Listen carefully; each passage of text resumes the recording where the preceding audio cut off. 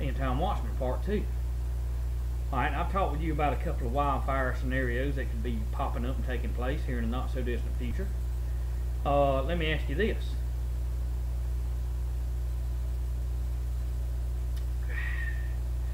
Thank God for water. Well water at that. Well, now he's promoting Lambert's Cafe.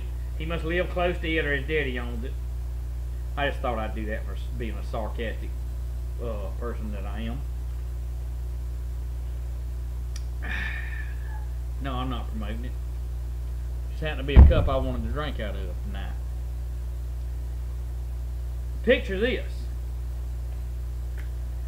Well, I tell you, I'd rather write them paper checks than I had to trust cash. I don't want to keep cash at home because there may be somebody come in and rob me. And I trust that paper check. I don't want to keep no cash and no silver, no other way to, maybe some stuff to barter with. I trust that checking and banking account, and I trust that ATM card.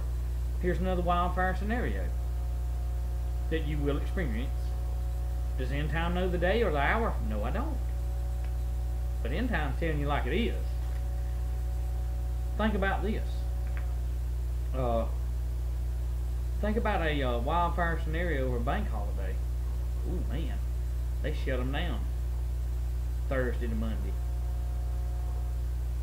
You need to go use your ATM card to maybe pay your phone bill. Let's just get on that lower level for a minute. Oh my gosh. And you waited till the last day to pay it and they're going to cut it off and you can't pay it with your ATM card because the system's down. Ooh, boy. Maybe you want to rush to that ATM and slide that plastic, boy.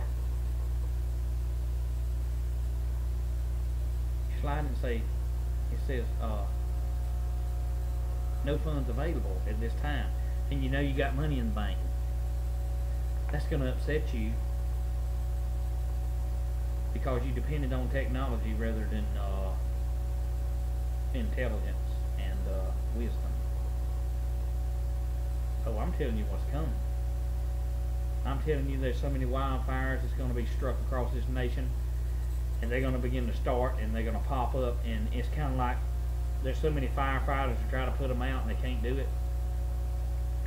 So they go to the big boy first, and the little ones that is big to you, the ATM not working for days or weeks, it's not big to them.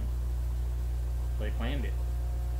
It's big to you though, because I trusted in the system, and I'll slide that thing till I'm sick of sliding. You can kick that ATM all you want to, and it's not going to feed you no money.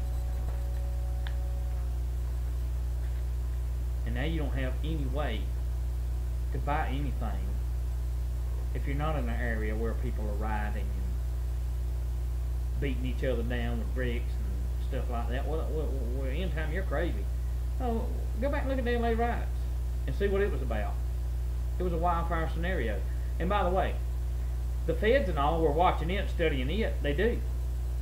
I told you, study. Look at situations, look at scenarios, see yourself in them before they take place. See yourself prepared and where you don't have to be in the middle of it.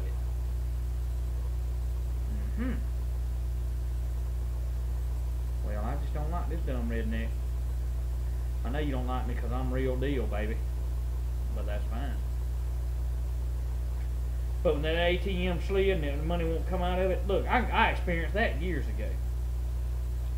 When I had plenty of money in the bank.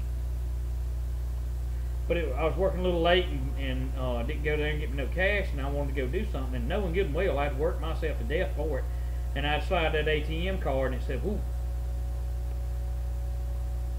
friggin' ATM machine's empty. And I'd go to another place. Whew. Funds not available right now. I'm like, wait a minute. I put my money in that bank and trust you with it, and you tell me that I've got this card that makes it easier than carrying cash. Then when I go get my funds out and I can't get them and I got to go through the whole weekend, I don't have any cash to do what I want to do with, and I walk in there on a Monday morning to that bank, well, I apologize, sir, we had a glitch in the system. That ain't good enough. What I'm telling you is this.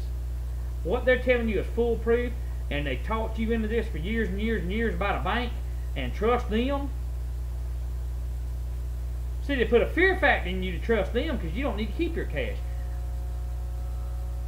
Pull your cash, if you have a little bit or a substantial amount, pull it out, spend you $1,800 to $2,500. It even goes from $1,000 fireproof up to $2,500 and get you a good safe. There's safes all over these gun stores you can get that are fireproof up to 1,800 degrees. Now, which one's going to be more? Which one's going to be more able to destroy the safe? A stupid thug robber or a fire? Of course, they put it up and build them for the fire, not the robber, because the robber can't get the son of a gun. But when you got a checking account, an ATM card, the robbers are there daily and nightly to make your money disappear. Well, I'm sorry. Well, look here, Billy, in time, whatever you want to call yourself. What about this FDIC stuff? Well, it's good for a season. That season's running out.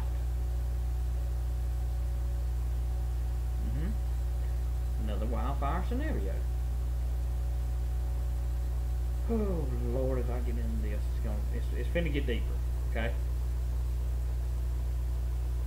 The feds have already planned for critical incidents to react to the incidences and the wildfires that will be started in the not so distant future. You better understand what I'm trying to tell you. It's coming.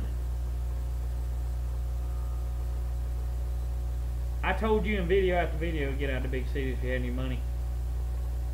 If you don't have any money, you better make sure that you're right with God. And you know Jesus is your personal Savior beyond all. And I know there's atheists who watch me, and I thank you for watching me. I know there's crisis Christians, and they wouldn't come to God until after the crisis starts. If you can't get out of the big cities, especially those with the tags and targets on them, might as well, I ain't got nothing to lose. Let's just name a few of them. New York, LA, Miami, Atlanta. You're in trouble. And it ain't from a diaper-wearing terrorist. I'm trying to talk to you about synthetic terrorism. Homegrown terrorism. And it ain't the American patriot. It ain't the gun toter. It ain't the person. It ain't the person that has the sidearm. Because I'll remind you, he'll defend the homosexual's rights just like he will a patriot's rights. Just like he will a Christian's rights. He's not the enemy. But now he's been pictured through the Reno and Reno administration, and I say that because she went into Waco and you know, had the Ruby Ridge and all that, and we're supposed to be the bad guys that just want to be left alone. We're not the bad guys. The bad guys are the corrupt, evil feds that are bent on enslaving you, and the corporations and the big banks and the overseas banks that are bent on turning you into slaves. They're the enemy. I'm not the enemy. End time ain't your enemy. Unless you come at me to take my stuff from my family, and by God, you'd rather drive a gas truck through hell with the valve open than to screw around with me or my children or my wife. It's just that simple. It's just that simple.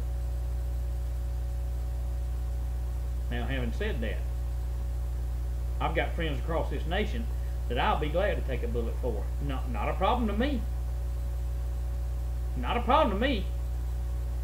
Problem to some of you, but it ain't a problem to me.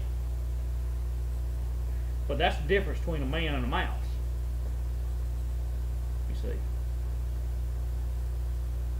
Consider that when you go to slide that ATM card or that credit card, and it all of a sudden don't work, and they say, "I'm sorry, you can't make this purchase. This card declined," and you know you got money or you know you got credit, but it just ain't. It ain't in your bill folder or ain't in your hand. All you got is plastic. Wildfire scenario. I see that bad moon coming. Some of you listen, some of you won't. But when you don't listen and you're terrified, you'll still look at this ugly bearded mug with the old cowboy hat on and the pistol